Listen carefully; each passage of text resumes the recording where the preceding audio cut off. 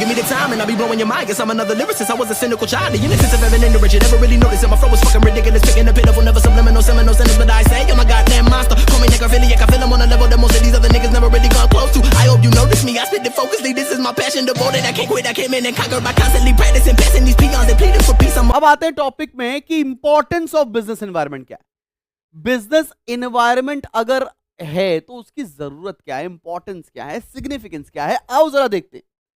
चलो भैया, पहला first mover advantage. First mover advantage, business environment आपको हेल्प करता है कि आप कौन सा ऐसा नया बिजनेस मार्केट में लेकर आ जाएं जिसमें आपको फर्स्ट मूवर एडवांटेज मिल जाए और बढ़िया बढ़िया आपको फायदा मिल जाए। मैं तुम्हें एक स्टोरी सुनाता हूं भाई।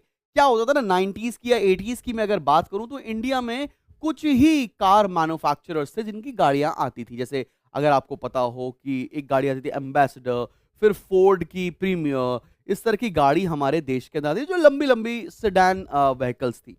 अभी वो महंगी आती थी, वो हमेशा रिच क्लास अफोर्ड कर पाता था, लेकिन मिडिल क्लास लोग के भी तो आंखों में एक सपना था कि भैया हमारे पास भी चार पहिया खड़ी हो और हम भी बढ़िया बढ़िया मोटर गाड़ी में जाएं।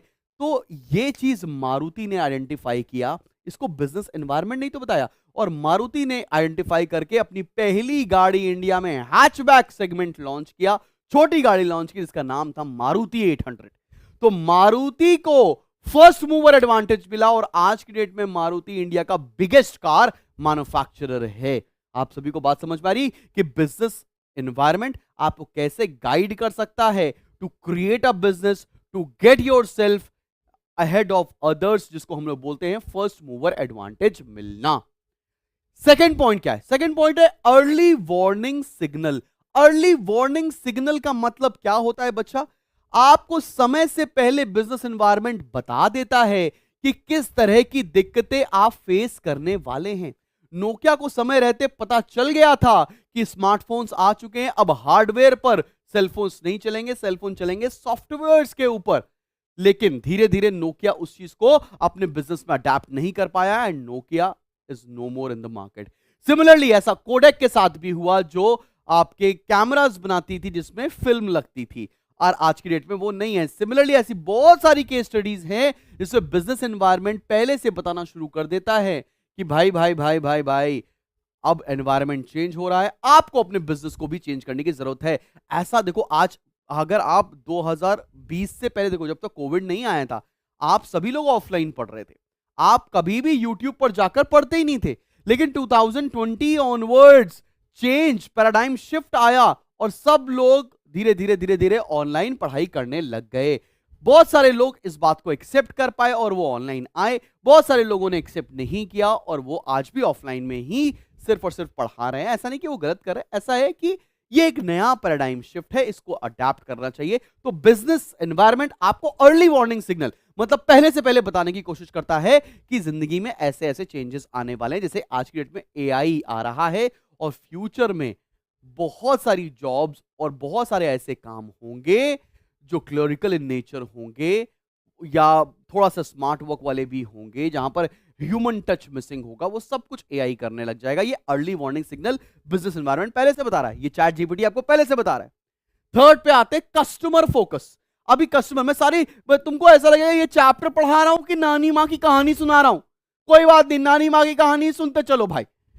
कस्टमर फोकस, मैं आपको फिर एक एग्जांपल देता हूं भाई। हुआ क्या मैंने एग्जांपल दे रखा है यहाँ पे शैम्पूज और शैशेज, ठीक है ना। देखो मैं एग्जांपल तुमको इसको बताऊं यार, हमारे अर्ली 2000s में ये देखा जाता कि भाई कि जो शैम्पू ना हमेशा एक बॉटल में आती थी। जब शैम्पू बॉटल में आती थी, और बॉटल आती है महंगी, 400 रुपए 500 रुपए की बॉटल आती थी। फिर मिडिल क्लास का भी तो सपना था यार, वो साबुन की बट्टी घिस घिस के नहा रहा है, उसको लग रहा है यार मैं भी शैम्पू लगाऊंगा, मेरे भी मखमली बाल हो जाएंगे, वाह भाई वाह, मजे ही मजे हो जाएंगे। मगर ये उसका सपना पूरा ही नहीं हो पा रहा है क्योंकि भैया शैम्पू तो महंगा आता है। तो भाई हमारी कंपनीज ने, स्पेसिफिकली क्लिनिक प्लस ने ऐसा देखा कि यार अगर हम अपने शैम्पू को छोटे छोटे सैशेज में देना शुरू कर दें, 1 रुपए, 98, 2 रुपए के सैशेज में अगर हम वही शैम्पू प्रोवाइड करना शुरू कर दें, तो जितना भी मिडिल क्लास आदमी है जिसका सपना है शैम्पू से नहाने का, उसका सपना भी पूरा हो जाएगा और हमारा बढ़िया बढ़िया बिजनेस ही बन जाएगा। तो कस्टमर फोकस, कस्टमर को मद्देनजर रखते हुए कंपनीज ने अपने प्रोडक्ट्स को डाइवर्सिफाई किया और कस्टमर फोकस को ध्यान में रखते हुए कंपनीज ने अपने प्रोडक्ट को मॉडिफाई करके उस तरह से पेश किया जिस तरह से एक कंज्यूमर कंज्यूम करना चाहता है। तो आप हमेशा शैम्पूज को सैशेस के फॉर्म में लाने वाली कंपनी ही क्लिनिक प्लस थी। और आपको याद होगा, आज तो डेट में सब लोग शैम्पू का डब्बा ही खरीदते हैं, लेकिन आज भी लोग बड़े ऐसे, मैं अपने मेरा डॉग हुआ करता था, तो मैं जब भी उसको नहलाता था मैं भी मस्त सैशेस फाड़ फाड़ के नहलाता था। मैं भी नहा रहा हूँ, वो भी नहा रहा उसी से, ठीक है ना।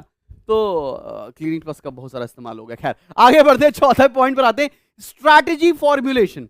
अब इसके फिर नानी माँ की कहानी अगली सुन लो। हर एक चीज, पढ़ाने का तरीका भाई बिल्कुल चेंज करना पड़ेगा, बिकॉज जो हमारा बोर्ड है अब वो रेक्टिफिकेशन पर नहीं चलने वाला है। आप बच्चा समझेगा नहीं तो लिखेगा नहीं, और समझ ही नहीं पाएगा तो पेपर वो सॉल्व ही नहीं कर सकता। स्ट्रैटेजी फॉर्मुलेशन में मैं आपको एग्जांपल देता हूं। यार हमारे देश की सबसे बड़ी सिगरेट मैन्युफैक्चरिंग कंपनी है जो विल सिगरेट बनाती थी, जिसका नाम था आईटीसी, इंडियन टोबैको कंपनी। अब भाई आईटीसी देख रहा है कि भैया मैं टोबैको बनाता हूं, मैं सिगरेट्स बनाता हूं, इंडिया का सबसे लीडिंग मैन्युफैक्चरर हूं, लेकिन ऐसा ना हो जाए कि कभी कोई हमारे ऊपर बैन लगा दे तो हमारी कंपनी खराब हो जाएगी, हमारा तो बिजनेस ही चौपट हो जाएगा, हम कहां जाएंगे।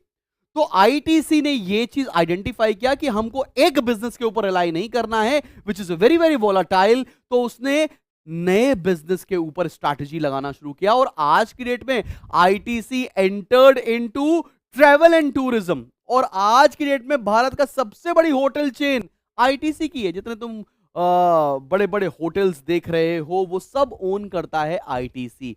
तो ये स्ट्रैटेजी फॉर्मुलेशन मतलब क्या है, एक बिजनेस जो वोलेटाइल है, हमने और सारी चीजें सोची, उसके ऊपर रिसर्च किया और अपने आप को एक नए बिजनेस के ऊपर शिफ्ट किया और उस पे हम आज के डेट में ज्यादा फेमस है। इसलिए आज आईटीसी के आप प्रोडक्ट घर में भी इस्तेमाल करते हो। विवेल आता है, बहुत सारे सोप्स आते हैं, शैम्पूज आते हैं।